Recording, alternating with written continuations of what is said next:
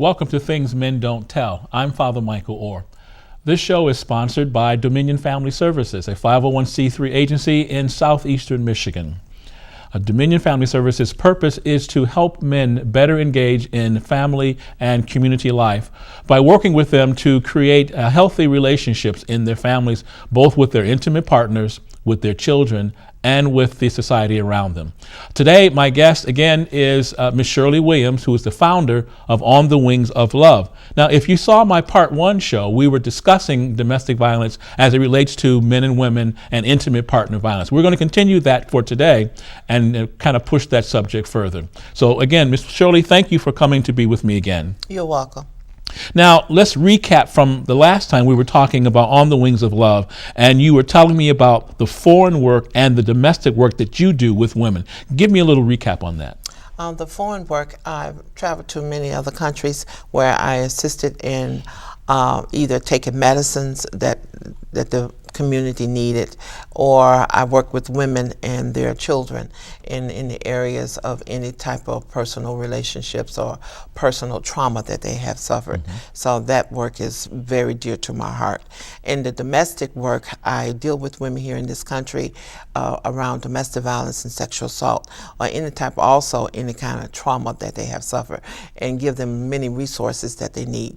And the difference is, in foreign countries, they don't have a lot of resources, but here we have a lot of resources, but even in this 21st century, a lot of people are not aware of what's available for them to get some assistance. Now, Dominion Family Services started in 1995, almost 18 years ago now, and we've been specifically working with families, men and women, to solve this issue of family violence. So last week, if you can remember some of the things that we talked about, we're going to kind of push the ball a little forward. We were talking about, from the Catechism of the Catholic Church, how men and women were created by God, and how they were supposed to be complementary to one another and get along. Now, one of the things that we talked about last week was how men and women, we lost our connection with God from a Christian point of view. And because of losing that connection, we lost our solidarity, we lost our peace, we lost our oneness, both with ourselves, with our partners, and with creation. And so we were pushing that idea forward, and we were discussing, well, what happened when we lost our connection with God, and how did it impact relationships? So Ms. Shirley, can you start with domestic violence as we know it now? Well, the disconnect when Adam fell into the sin and plunged us into sin, the disconnect that we are not in tune with ourselves of what we need and what we want and who we are, especially if we have been traumatized in our life as a child, as a teenager, or even as an adult. And we have the propensity to want to hold things in. We don't trust, and people in relationships, they get together and they're looking for a companion, but it's hard for a person to really give of themselves and have a trust factor going on. So as we push the ball forward on this topic of domestic violence, we said last week, if you remember, that domestic violence was one person's need for ultimate power and control over their partner. Is that what we said, right? That's what domestic violence is all about. It's about power and control. One has the need to control or have power over the other party for whatever their reasons are. We say because of a low self-esteem, but you would think that a person who, especially a man who's very successful or have a good job or doing whatever, that he wouldn't have low self-esteem problems. But there is something going on internally with him, some luggage that he brought into the relationship that causes him to think that he needs to have some type of control in the family. Because he may, in his own mind, think that he don't have no control in the marketplace, but at home he feels like I got the autonomy of control.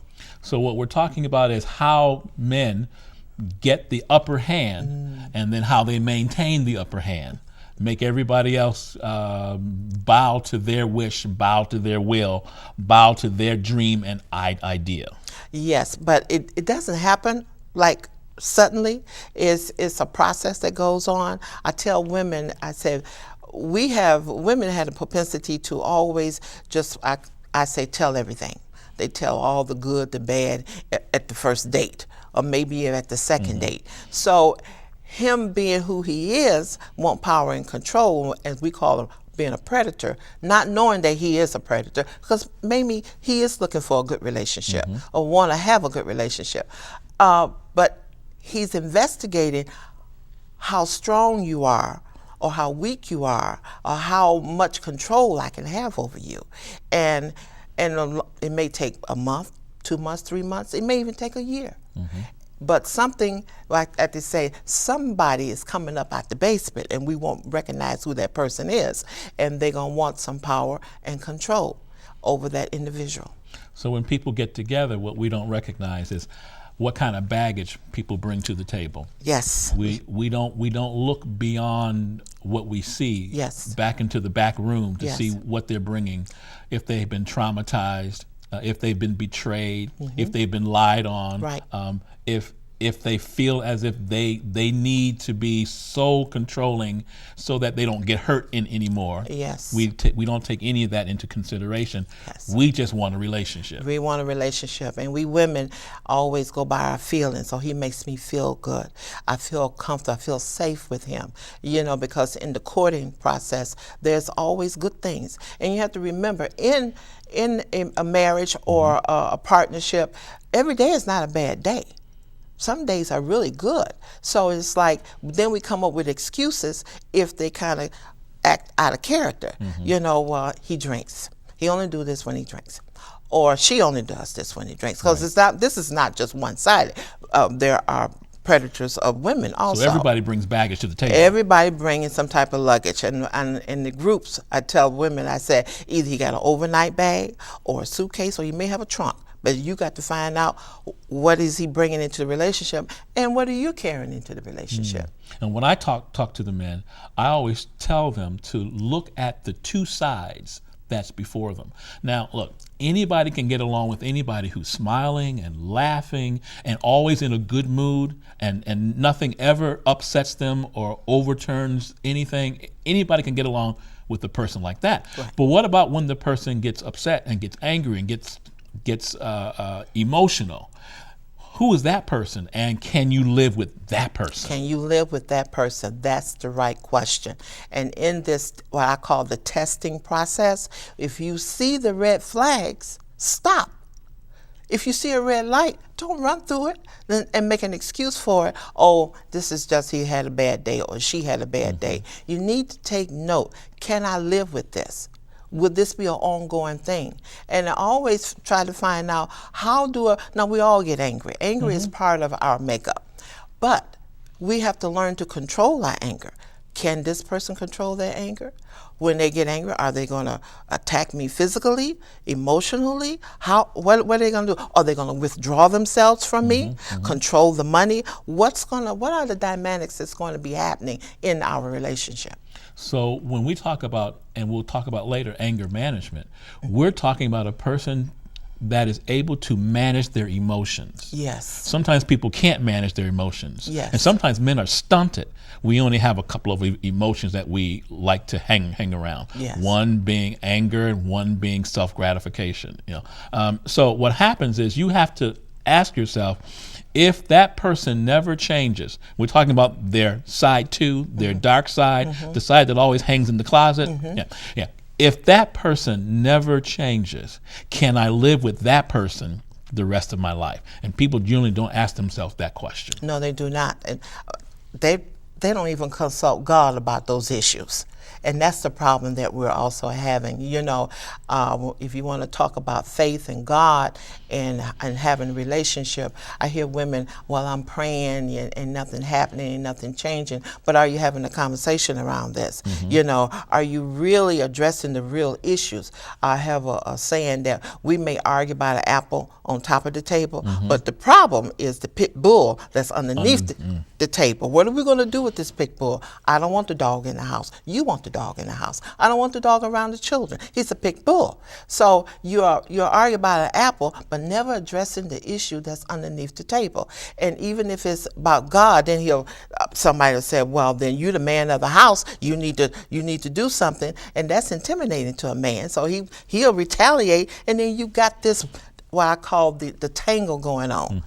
Or this waltz. What's going to happen? What is the solution? There's no peace in the house. So when couples get together and they can't get along because they can't iron out their differences, they don't know how to negotiate, and they don't know how to compromise. No. They don't know how to do what's good for them. Like, for instance, I always get people who say, well, my mother and father did it this way, and this is the way I'm going to do it. And then she'll say, well, no, my mother and father, or my mother or my father did it this way. Right. And that's the way I want to do it. And they can't figure out that what they really need to do is to compromise and negotiate a settlement for their family, not try to relive their parents' family. Right. And that's where you would get into the issue. When we go out and do presentations, we always say, well, what is battering? Battering is a learned behavior. So the behavior has been learned from your dad, from your grandpa. It's a family thing. I call it the ghost of the past. So you're adopting, and the ironic thing, Father Michael, is that people always say, I don't want to be like my dad. I don't want to be like my mama. But they always end up in that situation where their dad was in and what their mother was in. The mother accepted abuse, or the dad was an abuser. They always, the people that comes through your program, they always say, well, my dad. But that's a hard thing to confess, because the thing that you hated, that's the thing you became, because you grew up in that. So we really need to take a look at, as we present ourselves to someone to be a partner, Right. we need to really first look at ourselves and what baggage, what trauma, what betrayals Yes. we bring to the table Yes. that are going to impact the relationship. Yes. Wow. It's a lot. It's really a lot. Relationships they're good and they're wonderful, but they're difficult, because you have to be able to share yourself, give of yourself. I tell women, at a certain age, it's not about falling in love. It's about growing to love someone. And then in that growth process, the love can stop growing. Because I ask women sometimes, when those women have been so traumatized in the relationship, I said, when did the love stop? When did you stop respecting this man? When did things start going downhill? And they'll take a moment and they'll say, and they'll give me a date and a time. And then I said, well, then, I'm going to ask a question that they say, can't nobody answer but you. Well, why you didn't make some changes? Or why did you stay? Or, well, and then most of the people say, well, in God's sight, I can't leave him. Oh, so the church say I can't leave him. They blame God. They blame God. And I tell women, so are you angry with God? But we won't get into that. But in the relationship, and then most of the women also says that they, because of the children. I grew up without my father. I don't want my children to grow up without their father, even in an abusive relationship. Now, on the male side, what I have to tell the men is one of the first things that you have to consider and do in your life is you have to make room for this woman that you want to add to your life. That's true. You have to allow her access to your deepest, darkest secrets. If she's going to be your best friend and your closest confidant, then you have to tell her who you are. Father Michael, that's kind of scary, because you're talking about trust now. Well, but then didn't we just walk down the aisle and say, for better or for worse, for richer, for poor, in sickness and in health, till death do us part? This is true. I mean, that's the person you said this to. So you have to open up and let this person see you, the real you, without all of the camouflage, without all of the trickery, without all of the smoke and mirrors, to see you. Because again, didn't you say, I love you? And isn't that what love is? Transparency? This is true, but you also talk about that's the first phase of a relationship, what I call the honeymoon time. We are falling in love. We're growing to love each other. We really getting to know each other. But so in that process, I'm going to show you my best.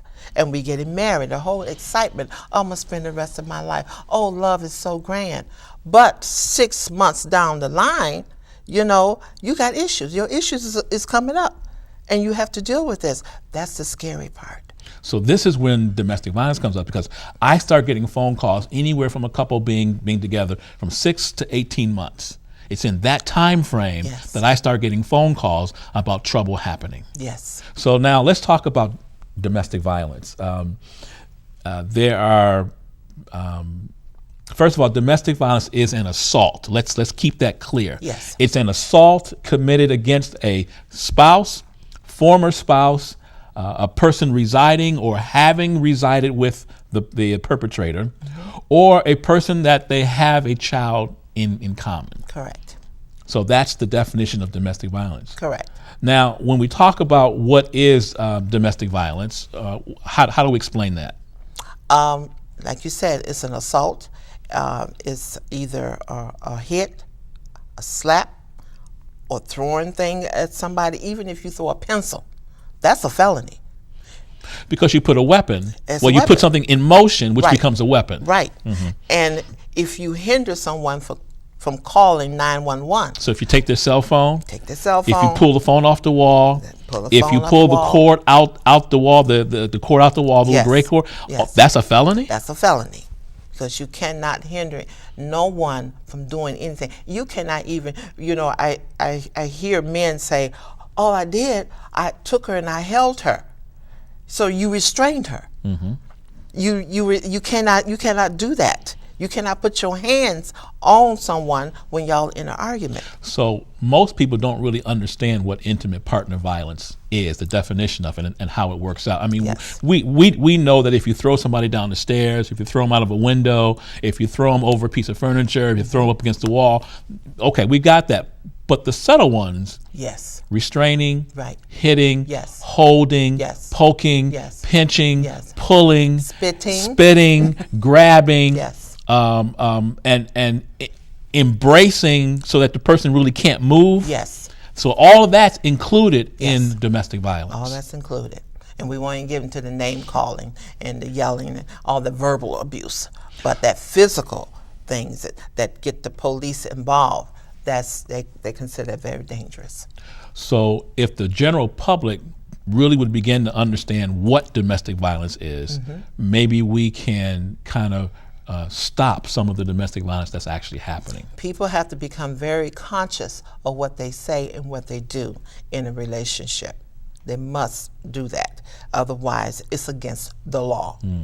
So if I create an atmosphere of danger in my home, if I threaten my partner, I can still be arrested for domestic violence. Yes, yes, a threat, because you're saying I'm going to do some type of bodily harm to you, or some form or some fashion, and you can't do that. It's against the law.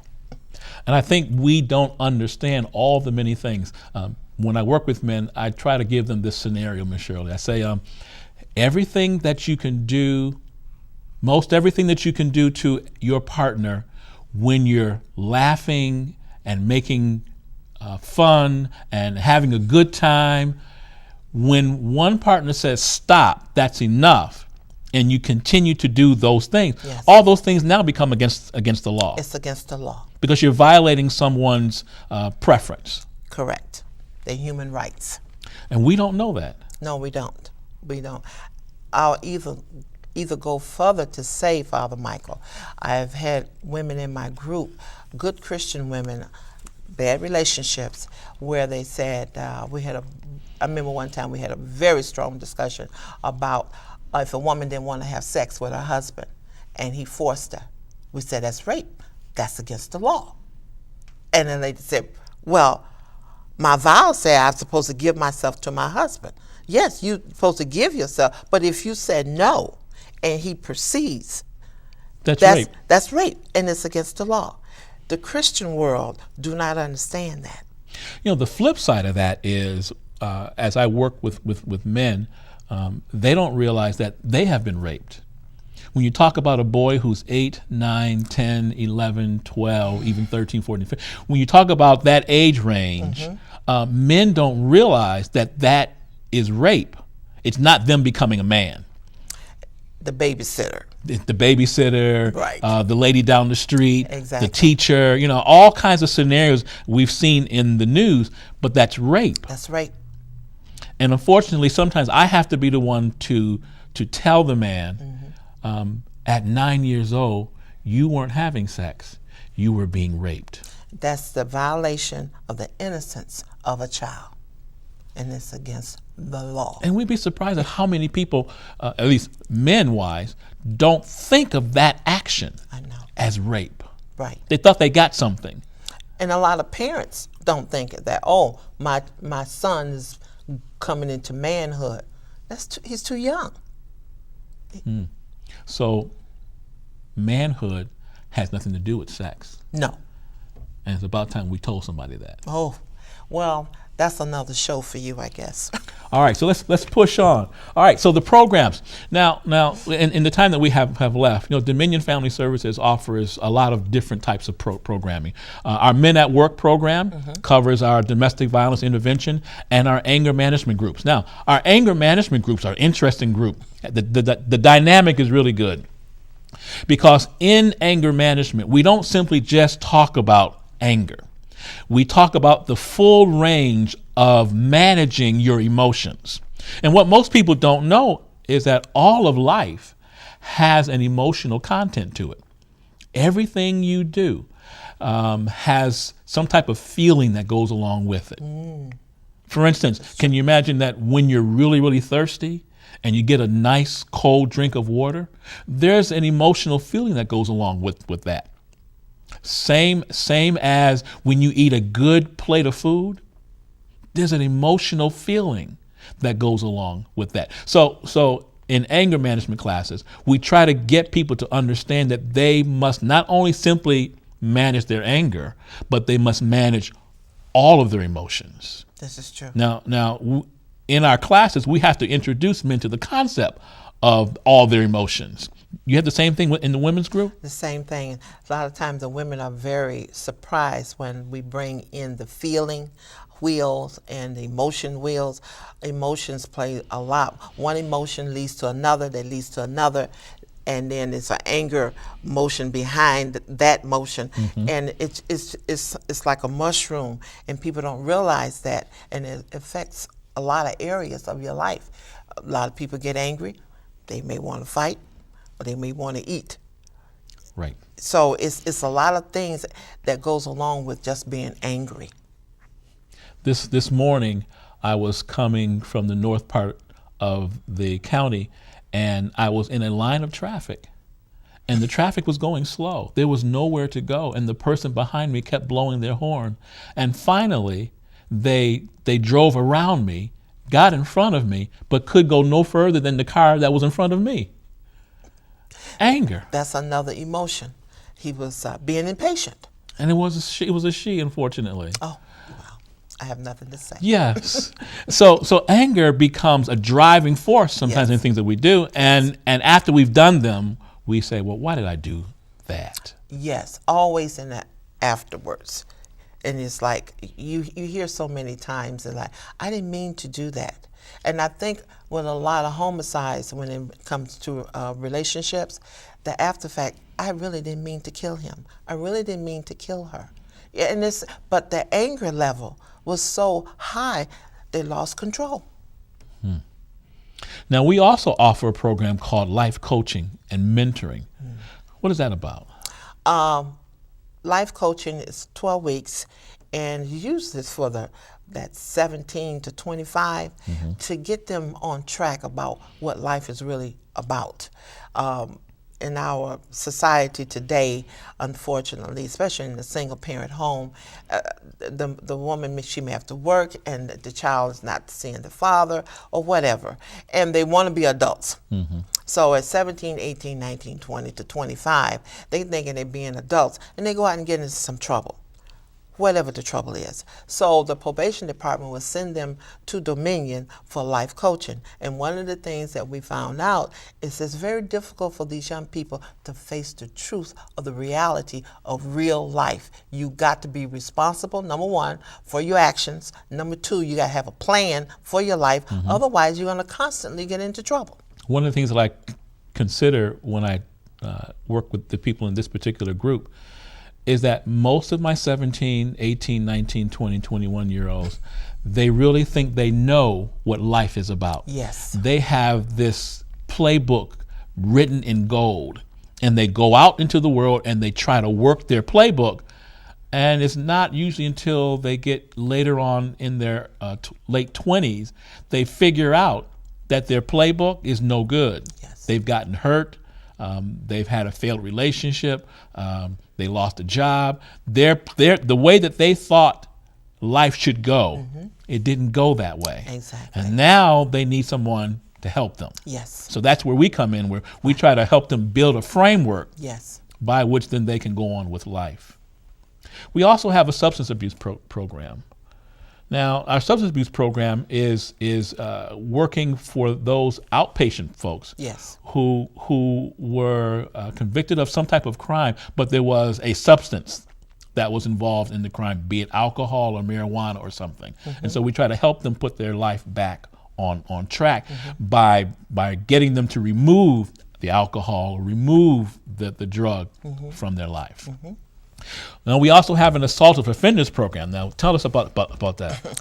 The Assault of Offenders Program is those returning citizens who have been incarcerated, and the law says that sometimes for their crime that they have committed, they have to at least do 16 weeks of a program to talk about how to manage their anger, how to manage themselves. So what happens, those guys and women who are in prison, they find out that we have a program that when they come out, they can come to our program for 16 weeks. And then lastly, we have a program that's called the Fatherhood Initiative. And that works with men who are aspiring to be fathers. And we help them think through what it means to be a father. All right, well, that's about all the time that we have today. I want to thank you again for being with me. Oh, you're welcome. And again, if you're in the southeastern Michigan area and you need help, give Dominion Family Services a call at 248-356-1700. Again, 248-356-1700. If you're not in our area, you can always look us up on our website, which is Dominion Family Services, all one word, dominionfamilyservices.org. And lastly, I'd like to also give a shout out to Verizon, who helps Dominion Family Services do the work that we do in the community, a work that is very, very important. Look, I hope to see you again next time on Things That Men Don't Tell. God bless you and heaven smile upon you.